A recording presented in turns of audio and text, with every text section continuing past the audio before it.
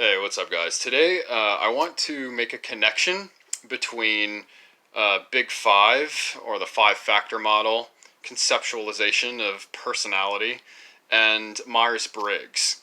Um, Lots of connections can be made between these two systems. Of course, at the end of the day, these two systems are trying to conceptualize the same thing, and that is the human personality in its totality. And both fall short for different reasons, but both have their own unique benefits. For example, I would say that Myers-Briggs is better for business. It's better for restructuring a business model, for identifying certain personality traits within employees and making sure that they're in the right positions to maximize their own unique skills and ultimately their happiness in the workplace. And also, Myers-Briggs is more fun. You know, it's a little more surface level, it's a little more simple, and it makes good break room talk to have been assigned one of the 16 types, see how you're different or similar to your coworkers, and to have, a fun discussion about it in the break room. Big Five, on the other hand, each trait is based on or measured on a percentile scale. So it tends to be more scientific and more bell curvy. So it's a lot more useful in psychological research, and in actually quantifying things and applying that to psychology, and biology. And also, of course, Big Five, each of the traits is at least loosely based on some sort of brain chemical function. So it has its roots in both biology and is useful to psychology on the whole. But anyway, because these two systems are trying to conceptualize the same thing, there are similarities that we can draw between them. There are correlations between factors that they measure. And the one I want to focus on today is the connection between Big Five trait conscientiousness and judging personalities.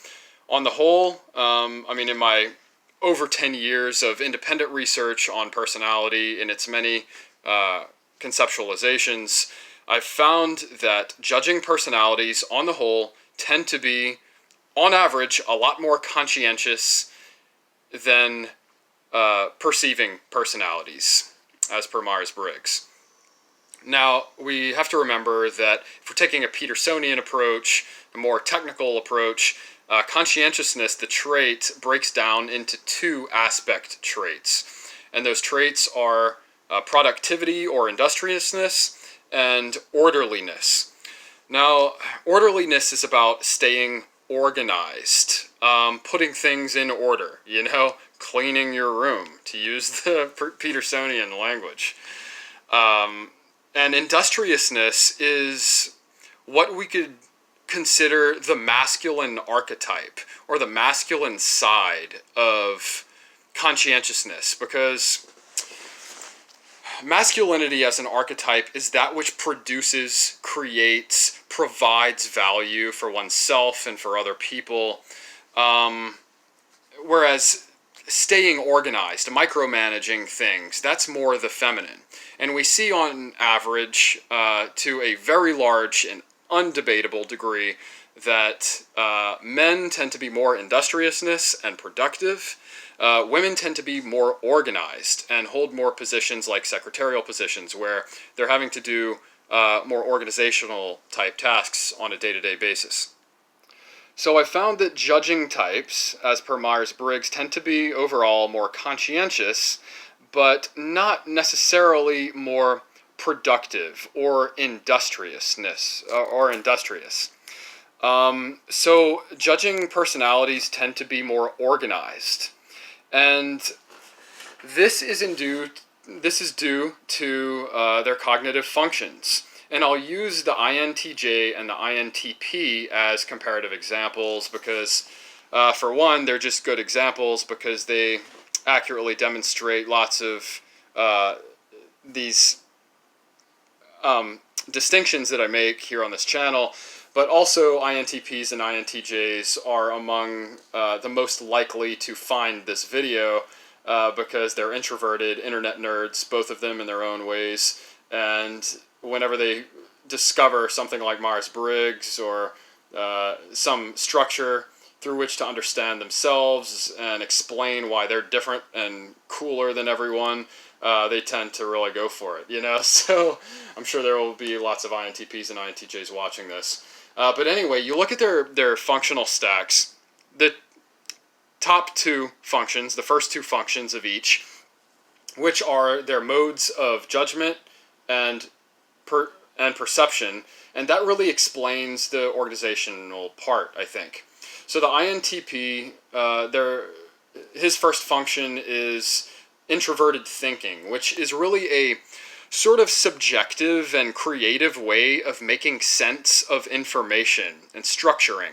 It's logical, but it has a creative, personal, subjective bent to it. And the information that they get comes through that's their judging function. The information that they get comes through their extroverted intuition function, which is objective. It's more outward. It's about drawing connections between things, seeing the connected dots, and gathering as much of that intuitive information as possible, leaving nothing out if they can help it. So the INTP takes objective connections that are being made, objective information, and makes subjective logical sense about them. Because if you're leaving nothing out, then you need some filtering mechanism. It's going to be too much information for you to really make sense of all at once, you know? So an INTP has to be creative about the way that he presents all of that information that he's taking in. The INTJ, on the other hand, his primary function is introverted intuition, which means he's taking ultimately cherry-picked intuitive data from the outside world. It's conceptual, so it's, you know, both extroverted and introverted intuition are about conceptual information, whereas SI, extroverted and introverted sensing is about more sensory data. Of course, something more tangible.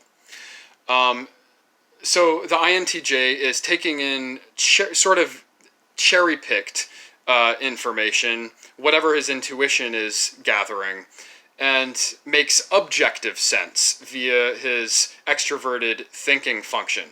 So he's going to frame his intuitive data within the confines of a structure that has already been given to him, such as the scientific method or mathematics or some combination of those things. So taking cherry-picked subjective data and framing it within an objective framework.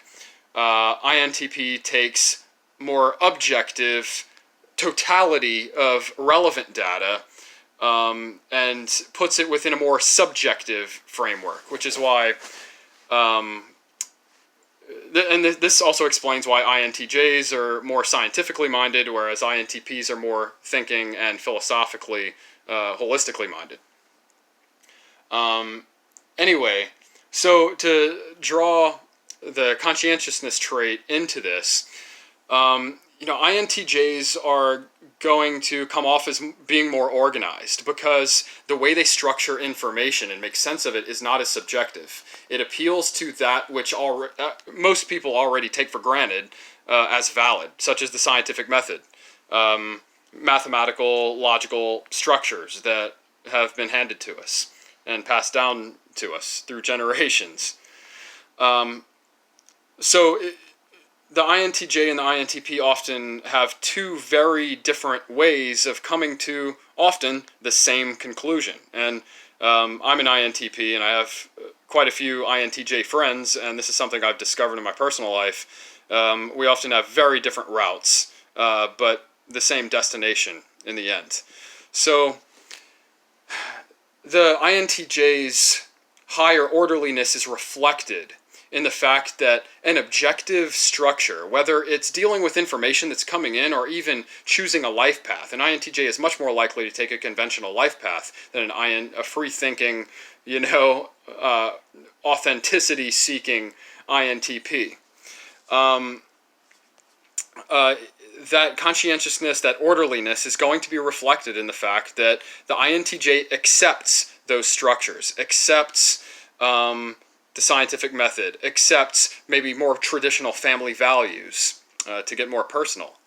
Whereas the INTP has a more subjective way of figuring out the how. It's about how you go about dealing with the what, even if the what is the same for both, say, the INTJ and the INTP, So on the surface, yes, the INTJ seems more organized and will test as being more orderly and therefore overall typically more conscientious than the INTP. And this will allow the INTJ to make more money earlier in life than the INTP will. The INTP, free thinking, figuring it out on his own, will be more of a late bloomer, But by the end of life, they probably will have achieved the same amount on the whole, and maybe even made the same amount of money, although I would probably tip the INTJ to have made a little more money than the INTP. So anyway, that is my connection between conscientiousness and judging personality types. Judging personality types tend to be higher in the orderliness aspect of conscientiousness than perceiving types are, and I use the INTJ and the INTP as examples of that.